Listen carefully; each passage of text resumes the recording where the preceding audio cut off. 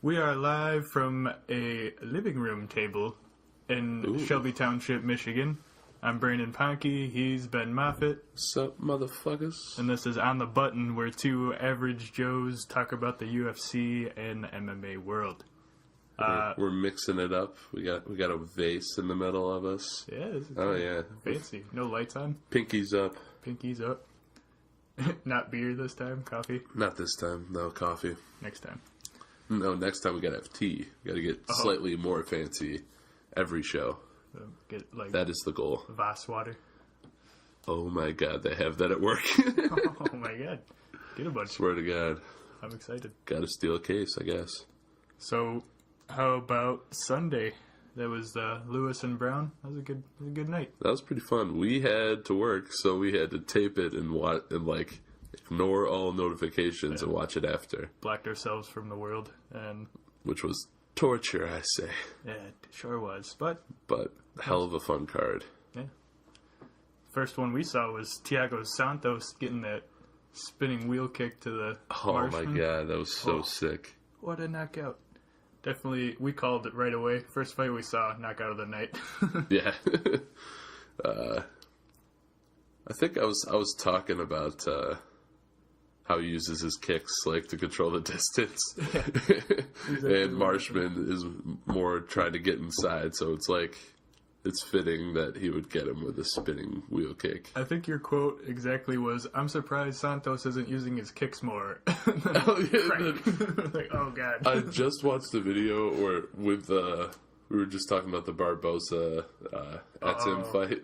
It's he's really got to be careful, otherwise he's going to get knocked out. Yeah, exactly it. And I was like, oh, that is gold. And we did that. We might kind of. Close enough. You get it. I think next time we'll record it. Yeah. But for you, the fans. Yeah, and for us, the nerds.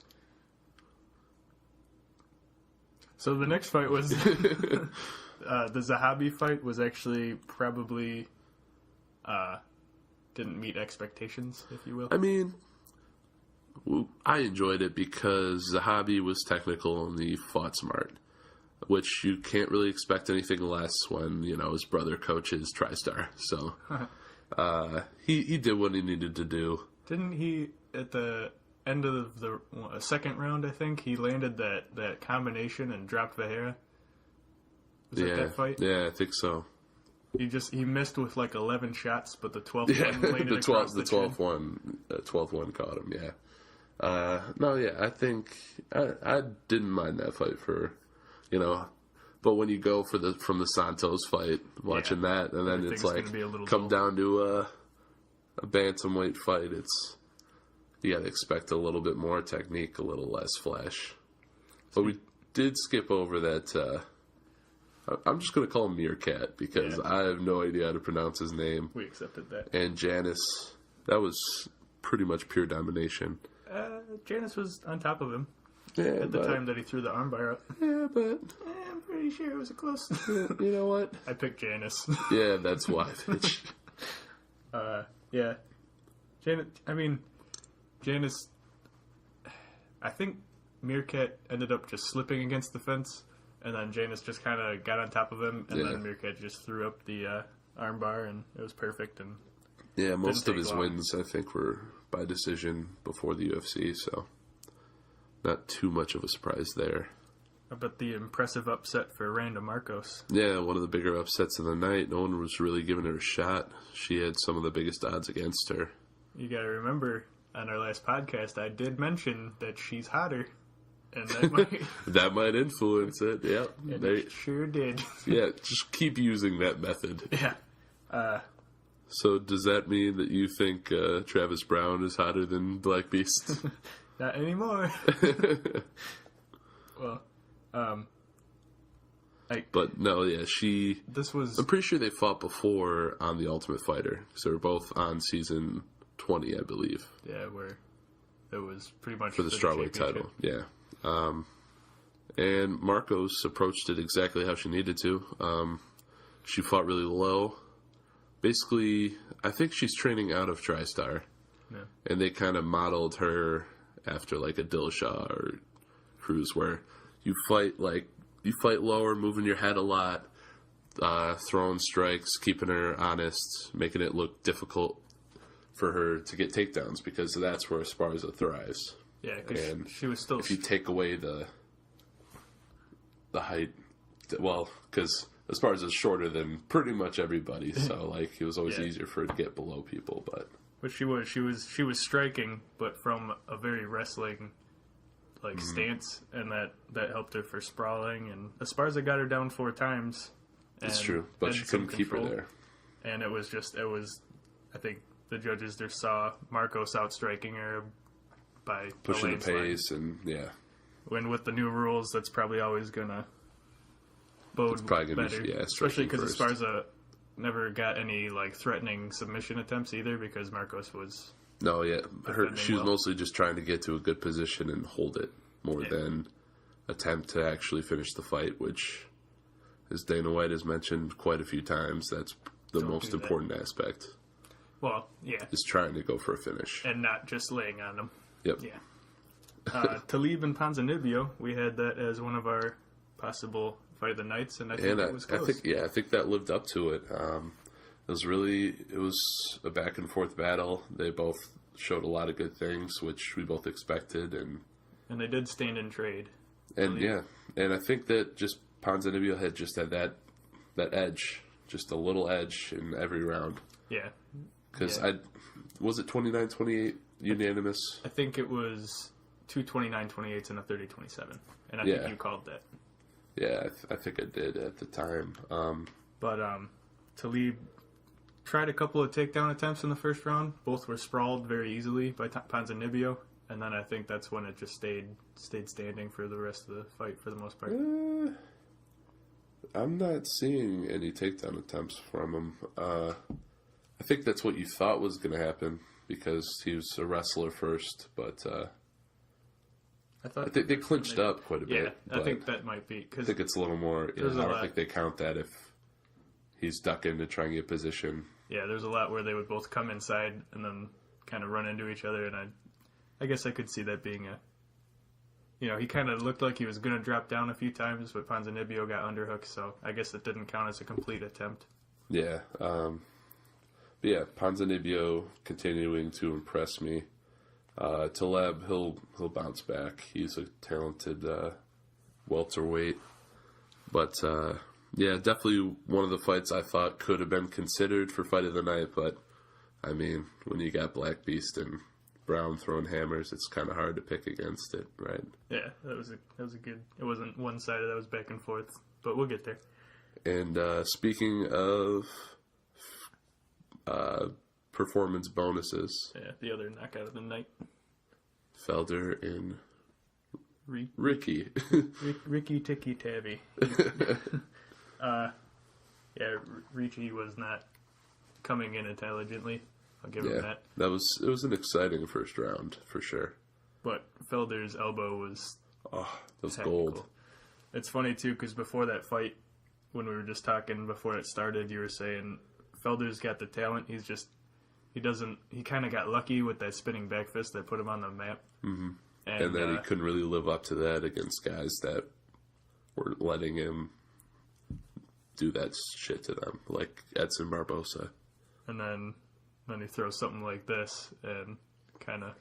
I wonder if that's just a part of his game and he just has really good timing for that kind of thing. Or if it's just a lesser opponent that was caught, that's been coming in unintelligently. I will say that he had a better output than his last few fights that I noticed. So I was glad to see that for Felder. We'll see what happens with him. Oh yeah, I can agree. They'll probably give him a top 15 guy now.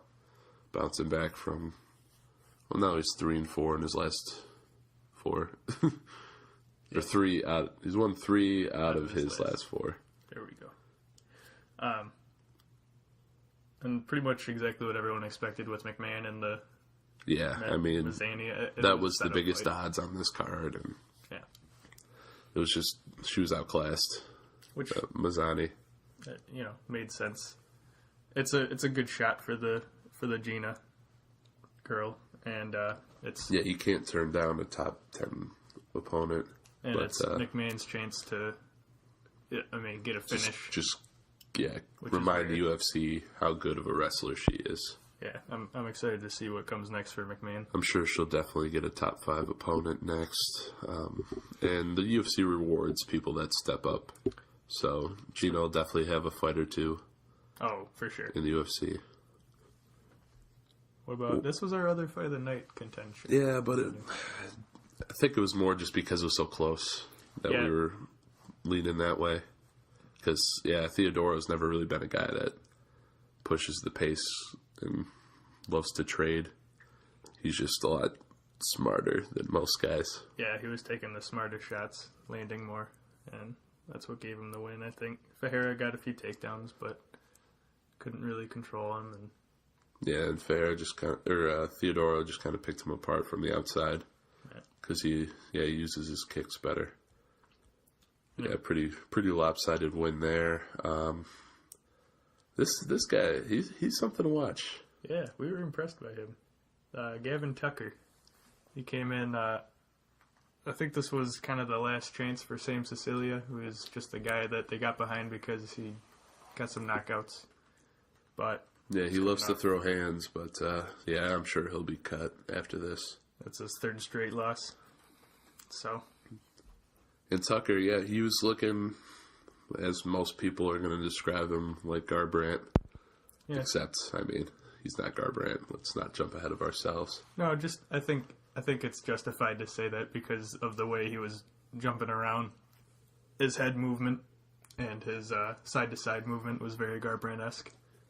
Oh, yeah, he was, for a debut guy, he lived up to the hype. Yeah, his in and out, his speed, I was excited. It'll be more interesting once it's an opponent that's not, they'll just stand where you're at and try and throw a right hand, Sam Cecilia. But still, Cecilia is no slouch for a debut fight. He has a couple pretty good wins in the UFC. But, I think his time's run out. I'm excited for Tucker's next fight. That'll be fun. Oh, definitely. That'll be interesting. We're already at the co-main event, which flying through it. Probably the only fight on the card that I could see some controversy in the decision.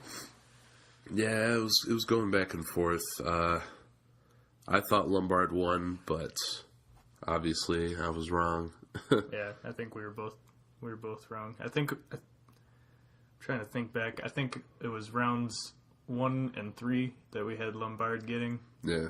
And then Hendricks 2, but 1 was one of the closest rounds. Yeah, where it's like you could see it going either way, but I was surprised it was unanimous. Yeah. But we do have to say for Johnny, he looked like old Johnny coming in, and that's when we were getting the feels for an upset. And especially the beginning of the fight, he looked like old Johnny. But I think Lombard, I don't know if he landed or if Johnny suddenly felt himself gassing. He kind of changed a little bit. He still didn't look like old Johnny. He faded just like he kind of has done recently.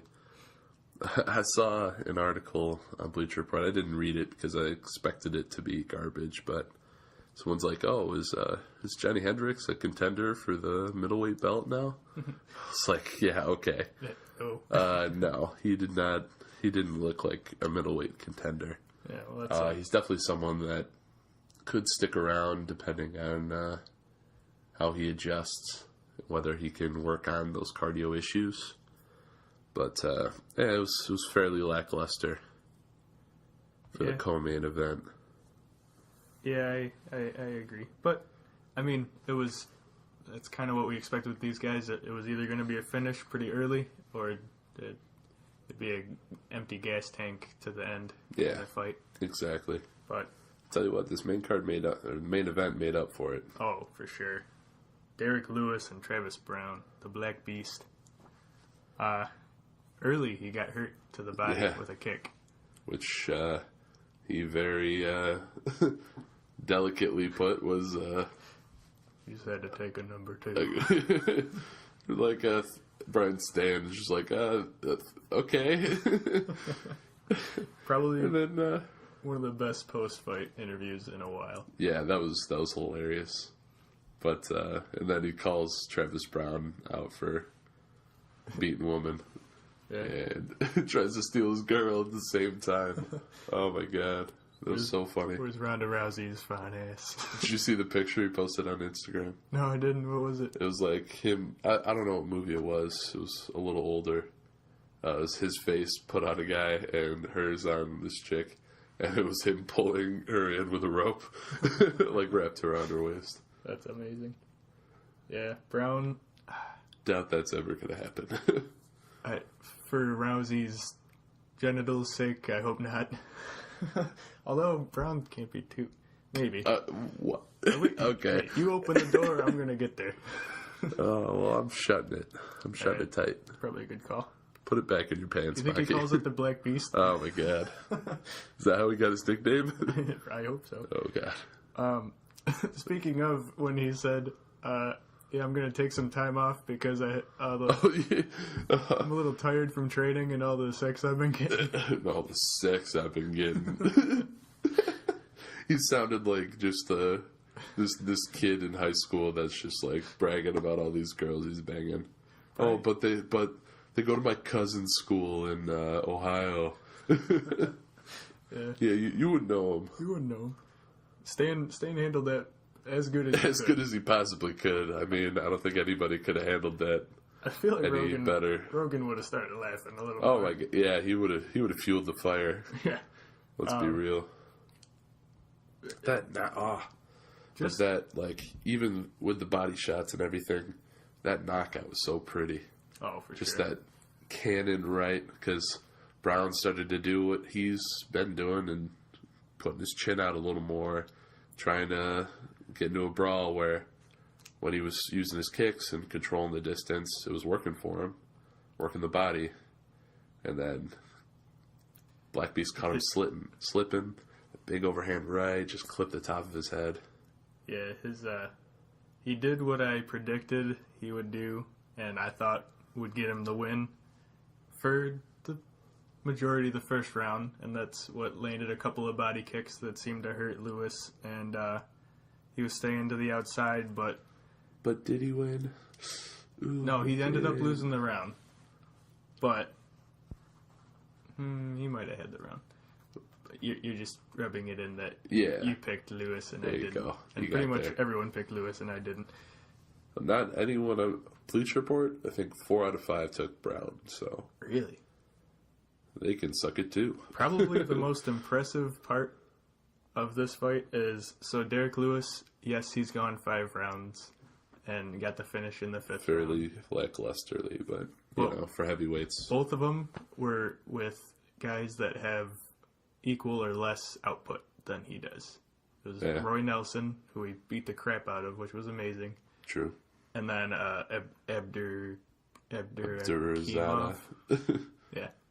And that, so this is a guy that seemed to be definitely would have the better cardio. Yeah. But Brown's issue is his way of brawling is once somebody puts pressure on him, he just goes back to the cage and then his chin's out. And he really unintelligent defense. I think that's why he was trying to push forward more than he wanted to. And before that knockout, how about the fact that every time he was to the cage, his back to the cage, he had just the 2 hands to the sides of his face, and Lewis was like, all right, and he just kept hitting uppercuts so many times. He was swinging the hooks and the 1-2, and then when those were landing, he's like, all right, right in between the arms, caught him with 2 uppercuts that were just beautiful. So, I don't know. Someone said he's the hardest hitter in the UFC, and I was like, let's see him fight Gano or maybe Mark Hunt. Yeah. I'm by the way very excited for the Hunt Overeem fight. Oh my God, yes, and I think it's a perfect transition into a little preview of this card. We'll hit it more next week. Yeah. On Tuesday with Tony. Tuesdays with Tony. It sounds beautiful. That's definitely tea day. I hope he's not dying. Tuesdays with Maury. Okay. There you go. Yeah. I was like, why? I thought of that earlier. Silence. And then it went away. But so they added the 2 what will probably be the 2 Fight Pass prelim fights. Yeah, I can almost guarantee. But we'll get into those next week. We'll stick to the juicy stuff. We'll stick to the good fights that we're really excited about. So Mark Hunt and Overeem, what are your initial thoughts? It's so tough because they're two very different fighters and they finish it very different ways. And then it's like Overeem hits like a train, but Mark Hunt doesn't get knocked out often. And Overeem does a decent job controlling distance, but his chin is suspect. So it's kind of like, can he control it from the outside? It's kind of like Lewis and Brown, but Hunt is a little more stay where he's at and has to land. He won't come at you as much as Lewis was able to. Yeah, it's a little different. And definitely, we haven't really seen Lewis's chin tested yet either, but Mark Hunt has taken a beating for 5 rounds by Stipe. And it took, 50 punches on the ground for them to actually step in and that. His face looked like just his face was hit by a truck. and then the only time he was technically knocked out was the fake takedown and the thrown up knee by Verdum. And he never really went unconscious still, which is ridiculous because he's still like a little bit there, but one of the hardest knees I've ever seen. Yeah, and he's got one of the best chins, and obviously the UFC is going to want him to lose. That 100%. So I don't know if it's going to happen. Overeem will win if it goes to a decision. Yeah, I don't care absolutely. how lopsided it is. That's very true. Based on what we saw from Silva Brunson, I'm throwing that shit out the window. It's they'll give it to the guy they want to win. Yeah, especially I don't see Mark Hunt in any situation outlanding Overeem. Yeah, so for with sure. or without the fact that they want him, it's not going to happen. It's a knockout for Hunt, or it's a win for Overeem. And that could happen at any time. I could see Overeem finding a way to knock him out. I mean, look at that kick on Arlovsky. That was just gorgeous. And yeah, he could get him down and throw an armbar or something. I don't think it'll be a takedown, but if he rocks him, then what? He knocked out Junior, didn't he? Yeah, that's right. That was just a wait and out process, and then second round, just a hook, just dropped Junior. Yeah, that was a while ago. Those are two guys that Arlovsky a little less so now. Yeah. But you don't really see Junior get knocked out either, so it's kind of... That might have been the first. Yeah. I think it was. Because Kane had to beat him up for 5 rounds to finish him, I'm pretty sure, yeah. My initial feeling is that Hunt gets the knockout, but we got some time to look at... My initial is that Overeem gets the knockout. Knockout? So, yeah, of Mark Hunt. TKO. Fine. Alright, if Stipe couldn't put away, why would Arlovsky? Well, he did. Or Overeem. Technically, he did. In 4.5 rounds, I don't see Overeem better. Kind of against Overeem because we watched Stipe beat him in Cleveland, but I don't know. Hunt is the kind of guy where this matchup makes me feel like it's the one where he's going to land that overhand right. Yeah. Overeem's going to make a mistake. Hunt's going to get him against the cage. Boom. Maybe I could see it, but the way I'm looking at it is how he approached the Stipe fight, where he was sitting on the outside, waiting, being really patient, and then he caught him as soon as he made a mistake. Obviously, after that, Stipe got out of the choke and was able to recover and finish him, but Hunt's not a guy that's going to try and get him on the ground, so... You're right, though. Overeem was very close to putting Stipe away that night, and that only fight... And the most recent fight before that was the Dos Santos knockout. Yeah. So, he's looking good lately, so... It's just a depends good on fight. how he rebounds and how Hunt ages. I mean, he's an old dude. Just a good fight. So excited. Which one do you want to go to next? There's so much we could get to.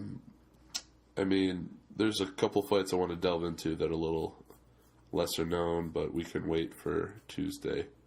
Let's just let's just mention that, obviously, I think the UFC is trying to set Venata up. I mean, It is his second fight, so it makes sense that you put him with a guy that's on a 2-fight win streak. It's like, are you legit? Yeah.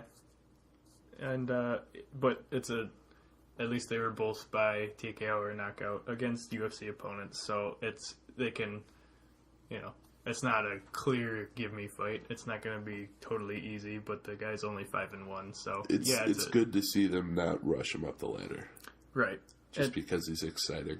And you cannot blame him after he gets a wheel kick knockout of Makdessi when he's the underdog. Yeah, Makdessi he looked lost against Venata, and he just set it up. He spent the whole fight just setting that up, and it was beautiful. Was that 206 early on? Yep. Yes, it was. So, yep. We'll see if Timur can get the upset. I'm not even sure where the odds are on that one right now, but they haven't been released yet. They'll be, especially with these new fights that were added at the bottom of the card. The only three that are out right now: Overeem, Hunt, and then Khabib, Ferguson, Woodley, and Thompson. I think I'm gonna come out and say Rashad is done. His knee issues. I think he'll be done soon, but I don't think it'll be Dan Kelly. Dan Kelly, like, almost every fight he's in, like, he's about to get beat, and then he just finds a way to come back and win last second. Like he did against Antonio Carlos Jr. Yeah, that's true. Sam Alvey's the only one to put him away in recent ever. And I think that Rashad will definitely still have a speed advantage. I mean, the fact that Dan Kelly beat Chris Camozzi is it's impressive, but he's one of those guys where it's like, all right, when's it going to end? When's the streak going to end? He's not a spring chicken either. Yeah, my his knee has gone through so much. Yeah. And if you can't put Kelly away, Kelly makes it a wrestling game. I think the knee might come into play. And I don't think he can wrestle with Dan Kelly. Yeah. So we'll see. I'm just saying early, that I'm gonna rain on the Rashad parade, which I love Rashad. I'll think about that a little more, but yeah. Going back and watching his days at light heavyweight glory, and he's a monster. I love him. Very technical. It's just, that's a long time ago. Yeah. And devastating, his knee stuff. Like where he could have been if that didn't happen. So, just throwing out there early. Yeah, well, I'm going to throw you out the door. Early. But what about the most exciting? Yeah, I'm exciting fight. I'm more excited for this than any other fight on this card. Nurmagomedov and Ferguson is going to be a great fight. Was it Khabib or Tony that said this should be the main event, not the Woodley Thompson? One of them said that. Yeah, they've been talking a lot of shit lately. I haven't heard all of it. Yeah, we'll dig into it more when Tony's here. Yeah. But Ferguson. yeah, Ferguson. Nah, I ain't got it. But that's okay. Maybe. Who knows? What the fuck? No, he's not going to be here. But yeah, that's going to be a hell of a fight. Basically going to be whether Ferguson can pick him apart on the feet and prevent the takedowns like he did with RDA, or if Nurmagomedov can get him down and keep him there, dominate him with that ground and pound. But also, I'm just going to throw this out there now. I haven't seen a reason for Ferguson to lose this fight. I haven't seen because of his submissions. Yeah. And his takedown defense. I think more importantly, his unorthodox approach to submissions is going to bode trouble for Nurmagomedov. Yeah, I think it'll throw him off for sure. Let's see. I'm trying to look back at anybody. That's enough to stop some wrestlers from pursuing that, but because there's really nobody Nurmagomedov has fought with that, like, Venata kind of does it too. He's kind of when it does get to the ground, he tries unorthodox, like, rolling stuff. Oh, yeah, he immediately goes to threaten something to get out of it. So, I see that side of it for sure. And also, it's like, Nurmagomedov does such a good job of controlling guys on the ground, where it's like, will that stuff work? Will it even get there? Because, again, Dos Anjos can get Tony down. Yeah, and I think Tony would be the better outside striker from distance. Yeah, oh, for sure. That's where he thrives. And maybe I'm starting to think differently on this one. There's time. Mm-hmm. But Khabib... Watch me convert you, and then he loses. Again. And you're like, God damn it, Ben. Yeah. Khabib, I could see his, like, five hook bull rush, which I don't think he'll do in this one because there's so much at stake. But I was going to say, yeah, I don't think that would be effective against Tony. Tony would definitely answer that with just one of those drop side to attack the legs. He would somehow answer that. Or easily. He would throw one of those like standing elbows or something to. He'd find a way because he has a lot of confidence in his chin, and I think he'll have even more confidence against Khabib compared to taking bombs from Dos Anjos with ease. Yeah, for sure. And Barboza. Which is no small feat. That guy is a terrifying kicker. Yeah. You gotta hand it to Khabib. At any level, 24-0 is ridiculous in the most unpredictable sport in the world.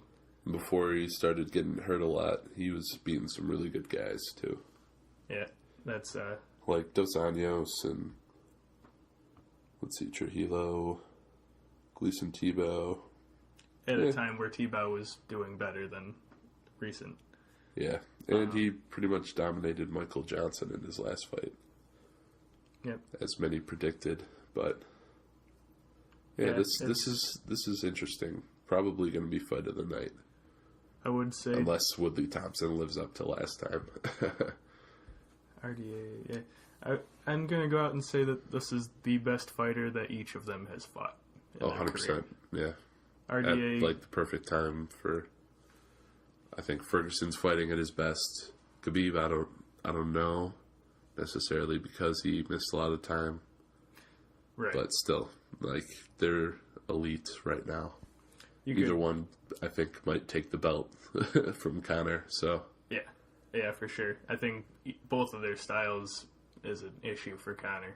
Yeah, 100%. It'll be interesting. I'm almost using that for a transition to Andrade being an issue for Joanna, but it depends on how she approaches that fight. Yeah, let's attack this main event, and then we'll dive right in. Woodley and Thompson too, the first draw in forever in a championship fight, and only the third in UFC history to draw for a championship fight. So it does have to be the main event, and I don't have an issue with that. I think we'll see more draws when it comes to stuff like this just because of the rule changes. That is a point I wanted to make. There's going to be more draws. But like, honestly, under the new rules, that might have been a 10-7 round. Yeah.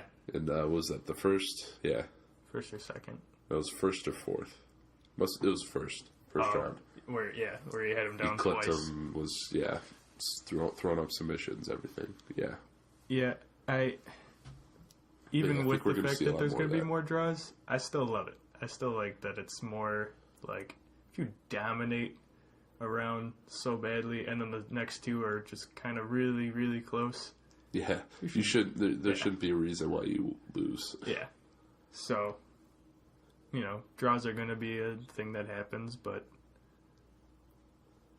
what are you going to do? I think it's a better thing for the sport that it's more than just, 10-9 every single time. Yeah. What are you thinking on this one? I'm going to stick to my guns with Thompson because if he doesn't get clipped, he was dominating the fight. When he's not rocked, he was dominating. Yeah, he knew, he had the style that could beat Woodley. I have every bit of me says same thing. If he's not clipped, this is going to be his fight to win. There's my gut right now, and there's plenty of time for it to change, but right now my initial gut is that Woodley does land a right hand and put him down and actually get the finish this time. So, but that's just, my gut changes closer to fight week. I won't be able to bet on this fight because it could go either way. Yeah. Because Woodley is so explosive. For sure. And powerful, so it's like, so close. It's definitely... It's the same kind of gut I've got about Hunt getting the knockout on Overeem right now. It's just, that's the initial gut feeling, and we'll see what happens. And yeah. I love how many fights on this card are, who knows? Yeah, yeah, it's literally like, there's no way to really predict this, so it could be like we get them all right, or we get all of them wrong. Exactly, probably that one. Is this true? Is Jacare and Belfort going to happen? I did not see that. Was that just announced? Because Belfort's supposed to fight Gastelum, isn't it? Yeah. Okay. Well, this is a weird... I don't know why this is up. They're showing... Sherdog is showing March 11th, Fight Night 106, Belfort versus Gastelum, but the picture and the writing on the picture is Jacare versus Belfort. Did that already happen? I think that might have happened. They're just using an old picture. Old picture. That Come on, Sherdog. That was Jacare's last fight, was Belfort, when he dominated him in the first round. Before both? Got on top and finished him, yeah. Okay. No, that was a mistake. So it was the Romero, lucky win with the spinning back fist, and then he came back for Belfort, and then Bosch. Exactly. I love Jacare so hard. Yeah, no, I think he's going to sit out for the next fight. Yeah, well, he took no damage in that last fight, but he should wait. But yeah, we kind of had a feeling he might take another fight before that happens, but we shall see. But one thing that I called, which surprise, surprise, this is going to be a great card. Definitely called it. UFC 211 in Dallas. Which we're thinking about going to. We really, really should not. We are spend all of our money. So poor. Stipe and Dos Santos and the new co-main, Joanna and Jessica Andrade. I'm excited for that one. Loving it. Initial thoughts, Andrade and... I think the whole fight is going to depend on how Andrade approaches the fight, because if she does it like with Angel Hill, where she wants to sit there and strike with her, and she thinks she can knock her out or something, I don't know if that's not going to work against Joanna. But the way she wrestles and the strength advantage she has with a lot of girls at strawweight, if she can get Joanna down, I don't know. It could go either way. That's pretty much my thought is she absolutely should come in and then get the takedown. Change levels, get the takedown. She's going to become champion if she does that. Yeah. I feel like she's going to want to stand and trade because that's just her. And also, it's lately. I think Joanna, all she's going to train is defending. Right. And I will say, though, I think Andrade can take more than... Because I guess Gadea would be the last girl that we would approach the striking matchup. Yeah, I could see that. Way. I think Andrade can eat more and keep coming. That's true. And it's a 5-round fight. She really bull rushes into those, up against the cage. Yeah. So Joanna's reach is going to be a big factor. She's going to want to use that power. And we'll see if her chin can get tested. Yeah, so, she did get clipped once. I think Andrade clips her. Yeah. I don't know if it's enough. Yeah. This is so tough. Like we said, it's not something we're going to pick right now because... Yeah. Like I said when it was first announced, I'm happy to finally have a strawweight championship where it's not just Joanna beating up on somebody. I'm excited. So excited. And when are they going to just announce Shevchenko and Pena? Because I think they got to set a date or finish up contracts. Yeah, before they do that. They've announced a lot too. They got to. That's definitely Nunez. Yeah. What did I say? Pena. Oh, sorry. Nunes. I was like, wait a minute, that happened. My mistake. But no, yeah, that'll. I wouldn't be surprised for 212 if they paired that with Holloway Aldo. Oh, I'm excited. So calling my shot again. Where is that one? They haven't announced. They just have that. I think it's either going to be Vegas or like a Brazilian card. Yeah. Which I could see if they put Nunes, Shevchenko on there. If they put that in Brazil, that works. You got a couple Brazilians headlining. We don't want to just skip right over 210.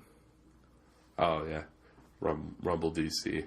Which initial thoughts on that is Rumble makes the adjustments and gets the win. I think we might have talked about this. It feels. Yeah. Yeah, I don't know. It's gonna be close. Yeah, I'm excited. We shall enjoy the Daytona 500 if there's anybody nerdy like me. Have fun with that. I will. I don't give a damn. It's Monster Energy now. Does that make you like it more? It's the Monster Energy. No, Cup. It doesn't. No? Okay. It's better than Sprint. Remember that one season that we were like doing DraftKings together and I destroyed you? And you knew nothing about NASCAR? Yeah. I just thought I'd throw that in there for the fans. That makes me real sad. They need to know. I'm gonna win NASCAR Fantasy Live this year, though. I'm making money. You sure are, champ. Thanks, bud. So enjoy the 500. We will see you on Tuesday with Tony, and talk a little preview of March 4th's 209, and then a little more about the other upcoming cards. And looking forward to it. That's a wrap for episode 7. Have a good weekend, you filthy bitches. Filthy animals. All right, see you guys.